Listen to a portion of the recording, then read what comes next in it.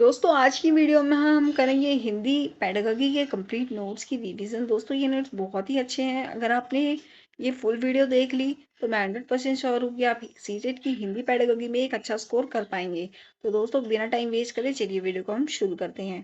दोस्तों हिंदी पेडागॉजी, इसका जो सबसे इम्पोर्टेंट कॉन्सेप्ट आता है वो है भाषा सीखने की दो प्रक्रियाएं होती हैं। एक होती है अर्जन जिसको एक्विजिशन भी कहते हैं और एक होता है अधिगम जिसको लर्निंग भी कहते हैं।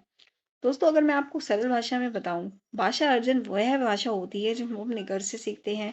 जब हम छोटे होते हैं तो दोस्तों हमारे घर में जो भी भाषा बोली जाती है हम उसी भाषा को अपना लेते हैं और वही भाषा बोलना लिखना बोलना शुरू कर देते हैं। हमारे घर में जो भी भाषा बोली जाती है हम वही भाषा को सीख लेते हैं। भाषा अधिगम, दोस्तों ये वह भाषा होती है जो हम अपने स्कूल में जाकर सीखते हैं, अपनी क्लास में सीखते हैं। दोस्तों ये हम बाहर की सोसाइटी से सीखते हैं। तो आई होप आपको भाषा अर्जन और भाषा अधिगम का डिफरेंस समझ आ गया होगा। सो दोस्तों यहाँ पे इनका डिफरेंस बहुत ही अच्छी तरह दे रखा है, आप ये रीड कर लीजिएगा, बहुत ही अच्छी तरह इसको समझ लीजिएगा। दोस्तों मैं अगर समझाऊंगी तो वीडियो बहुत ज़्यादा लॉन्ग हो जाएगा, मेरे को आपको कॉन्सेप्ट क्लियर करना है। तो दोस्तों आपको बस इतना याद रखना है, भाषा अर्जन होती है वो एक प्राकृतिक प्रक्रिया है। मतलब कि जब हम छोटे होते हैं तो हम प्राकृतिक रूप से भाषा को सीख लेते हैं। लेकिन जो भाषा अधिगम है वो औपचारिक प्रक्रिया है। मतलब हम अब जब हम विद्यालय जाते हैं, जब अपनी क्लास में जाते हैं तो वहां से जो भाषा सीखते हैं वो होती है भाषा अधिगम जो हम लर्न करते हैं। इनके नियमों की बात करें, नियमों की जानकारी नहीं होती अर्जन में, और व्याकरण के नियमों की जानकारी दी जाती है किसमें, अधिगम में। क्योंकि स्कूल में हमें प्रॉपर तरीके से बताया जाता है कि क्या ग्रामर यूज होगी, कौन सी व्याकरण होगी यूज होगी, कौन सी मात्राएं यूज होगी, कैसे आपको भाषा को बोलना है। कर्म क्या होता है, अर्जन में पहले सुनना और बोलना, फिर पढ़ना लिखना। पहले बच्चा सुनना और बोलना सीखेगा, फिर बच्चा पढ़ना और लिखना सीखेगा। लेकिन अ, बात करें हम अधिगम की, पढ़ना लिखना पहले बोलना बाद में। पहले बच्चा पढ़ना सीखेगा, लिखना सीखेगा, तो बाद में वह बोलना सीखेगा। तो दोस्तों स्टीफन क्रेशन का सिद्धांत, भाषा अर्जन प्राकृतिक और अवचेतन होता है। अर्जन तब प्रभावित होता है जब शिष्यार्थी पर दबाव, अफेक्टिव फिल्टर कम हो और उसे अर्थपूर्ण मीनिंगफुल इनपुट मिले। अर्जन का उदाहरण, बच्चा घर में लोगों की बात सुन सुनकर बिना किसी औपचारिक शिक्षा की भाषा बोलना सीख जाता है। अधिगम का उदाहरण, जब बच्चा स्कूल में व्याकरण पढ़ता है, नियम समझता है और अभ्यास करके भाषा का ज्ञान प्राप्त करता है। तो दोस्तों सीटेड पीवाईक्यू पॉइंट के लिए इंपॉर्टेंट पॉइंट यहाँ पे क्या लिखा है वो भी पढ़ लेते हैं। भाषा अर्जन स्वाभाविक और अवचेतन प्रक्रिया है, जबकि भाषा अधिगम औपचारिक और सचेतन प्रक्रिया है। तो दोस्तों आई होप आपको ये कॉन्सेप्ट क्लियर हो गया होगा। अब बढ़ते हैं हम वीडियो में आगे। वीडियो में आगे है भाषा शिक्षण के सिद्धांत। भाषा शिक्षण के सिद्धांत शिक्षण को प्रभावी, रोचक और विद्यार्थी केंद्रित बनाते हैं, ज्ञात से अज्ञात की ओर ले जाते हैं। जो विद्यार्थी पहले से जानते हैं उसी के आधार पर नए ज्ञान की ओर ले जाएं। सरल से जटिल, सरल शब्द वाक्य और विचारों के आरंभ करके धीरे धीरे जटिल की ओर बढ़े। मूर्त से अमूर्त, ठोस वस्तुएं, चित्रों, क्रियाओं के माध्यम से अमृत अमृत विचारों की ओर ले जाएं। समग्रता का सिद्धांत, बाल केंद्रित सिद्धांत, गतिविधि आधारित सिद्धांत, सामाजिकता का सिद्धांत, प्रयोग का सिद्धांत। दोस्तों इनमें मेरे लिए ये बताया गया है कि पहले बच्चों को आपको सरल चीजें सिखानी है, क्योंकि अगर आप पहले ही बच्चों को डिफिकल्ट चीजें, मुश्किल चीजें सिखाएंगे तो वो नहीं सीख पाएगा।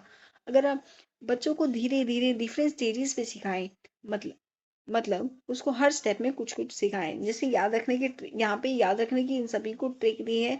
सरमू सम बा गति सापरा, ऊपर दिए सिद्धांतों का क्रम है। दोस्तों ये आपको याद कर लेना है। सीटेड पीवाईक्यू पॉइंट देखते हैं। प्रभावी भाषा शिक्षण के लिए शिक्षण प्रक्रिया बालक की पृष्ठभूमि, अनुभव और आवश्यकताओं के अनुरूप होनी चाहिए। तो दोस्तों हम वीडियो में आगे बढ़ते हैं। आगे है भाषा शिक्षण के प्रमुख सिद्धांत। दोस्तों ये एक बहुत ही इंपॉर्टेंट स्लाइड है और आपके सीटेट के एग्जाम के लिए बहुत ज्यादा इंपॉर्टेंट है। भाषा शिक्षण की प्रक्रियाओं को समझने और प्रभावी बनाने में विभिन्न सिद्धांतकारों के सिद्धांत महत्वपूर्ण मार्गदर्शन प्रदान करते हैं। जैसे इसमें सबसे पहला नाम आता है स्टीफन क्रशिंग। इनका इनपुट हाइपोथेसिस के प्रवर्तक, भाषा अर्जन के लिए अर्थपूर्ण इनपुट, कॉम्प्रिहेंसिबल इनपुट आवश्यक है। अफेक्टिव फिल्टर, भावनात्मक छाननी कम हो तो भाषा अर्जन अच्छा होता है।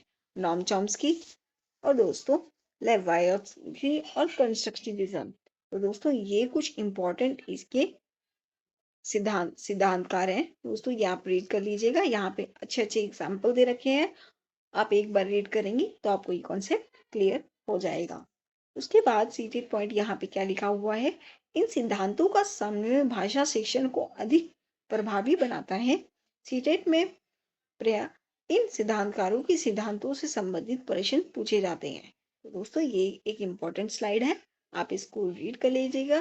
जैसे लेव वाइगॉत्स्की का ये वाला कॉन्सेप्ट जेडपीडी बहुत ही ज्यादा इम्पोर्टेंट है। तो दोस्तों अब बढ़ते हैं हम आगे वीडियो में। दोस्तों आगे हमें बता रखा है श्रवण कौशल, लिसनिंग स्किल। श्रवण कौशल वह प्रक्रिया है जिसमें व्यक्ति सुनकर अर्थ को समझता है, व्याख्या करता और उस पर प्रतिक्रिया देता है। जैसे इसका महत्व है, भाषा अर्जन की पहली सीढ़ी है, बोलना पढ़ना और लिखने का आधार है, कम्युनिकेशन का प्रभावी माध्यम है, सीखने की प्रक्रिया को सार्थक बनाता है। श्रवण के प्रकार मतलब हम कैसे कैसे सुन सकते हैं, सक्रिय श्रवण, active listening, passive listening, selective listening and critical listening, जिसको हम आलोचनात्मक श्रवण भी कहते हैं। उसके आता है प्रभावी श्रवण कौशल के तत्व, ध्यान पूर्वक सुनना, समझना, स्मरण रखना, प्रतिक्रिया देना, व्याख्या करना। शिक्षक की भूमिका क्या होती है दोस्तों इस प्रोसेस में, स्पष्ट सरल और रोचक रूप में बोले, उचित गति और विराम का प्रयोग करें, उदाहरण कहानी चित्र आदि का सहारा लें, विद्यार्थियों को प्रश्न पूछने का अवसर दें। और दोस्तों इसमें सीटेट का इंपॉर्टेंट पॉइंट क्या है, श्रवण कौशल बच्चों के संज्ञानात्मक, कॉग्निटिव और भाषाई विकास में महत्वपूर्ण भूमिका निभाता है। अच्छा श्रवण, अच्छा समझ, प्रभावी संप्रेष, सफल अधिगम। CTET PY Q important question यहाँ पे दिया हुआ है, भाषा सीखने की प्रक्रिया का पहला चरण कौन सा होता है, तो दोस्तों आपको याद रखना है लिसनिंग स्किल, जिसको हम श्रवण कौशल भी कहते हैं। दोस्तों अब हम आगे बढ़ते हैं। आगे आपको यहाँ पे बताया गया है वाचन वाचन बोलना कौशल, स्पीकिंग स्किल। वाचन बोलना कौशल वह प्रक्रिया है जिसमें विचारों, भावों और अनुभवों को मौखिक रूप से व्यक्त किया जाता है तथा दूसरों से संवाद स्थापित किया जाता है। इसका महत्व देखते हैं, सोचने की क्षमता और आत्मविश्वास बढ़ाता है, स्पष्ट अभिव्यक्ति एक्सप्रेशन में मदद करता है, सामाजिक संपर्क और सहभागिता को बढ़ाता है, नेतृत्व तथा व्यक्तित्व विकास में सहायक है।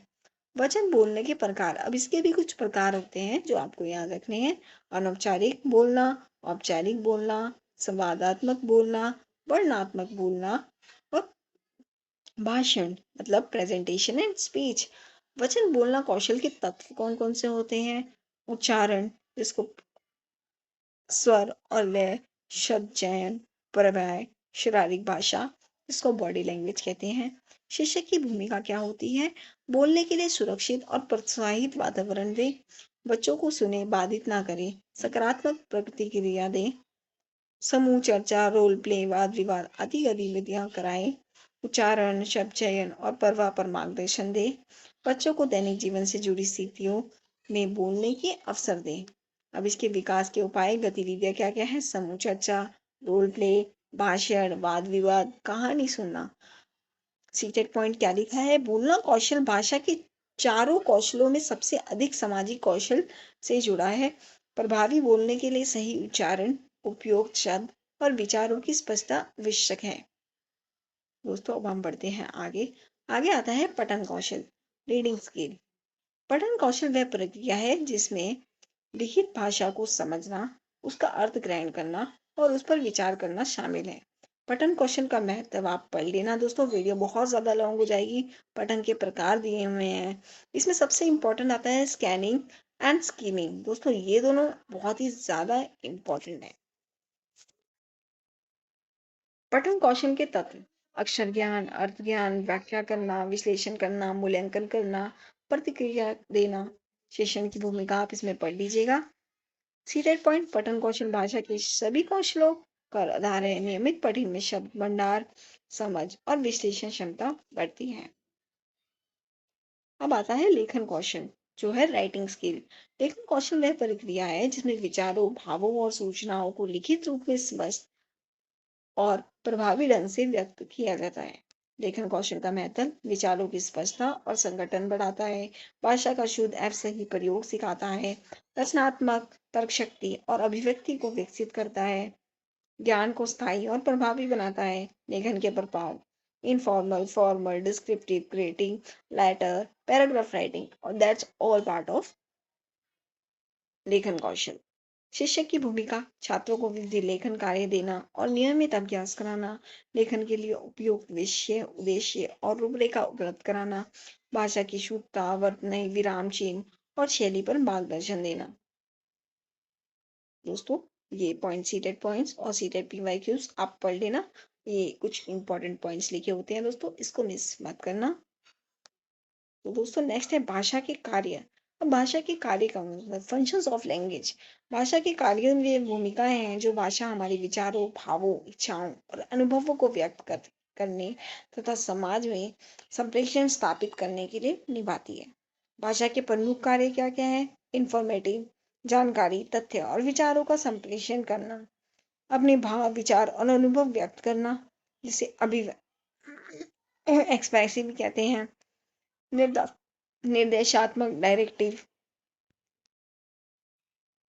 Interactional, imaginative. इसके कक्षा में उदाहरण क्या क्या हैं? शिक्षक ने बताया कि अगला अध्याय जल ही जीवन है। सूचनात्मक, उन्होंने क्या दी? सूचना दी। विद्यार्थी ने कहा मुझे ये कहानी बहुत अच्छी लगी। ये क्या है? अभिव्यक्ति परक। सॉरी दोस्तों, शिक्षक ने कहा कृपया अपनी कॉपी खोले। निर्देशात्मक, उन्होंने क्या दिया? निर्देश। दोस्तों ये एग्जाम्पल आप पढ़ लेना।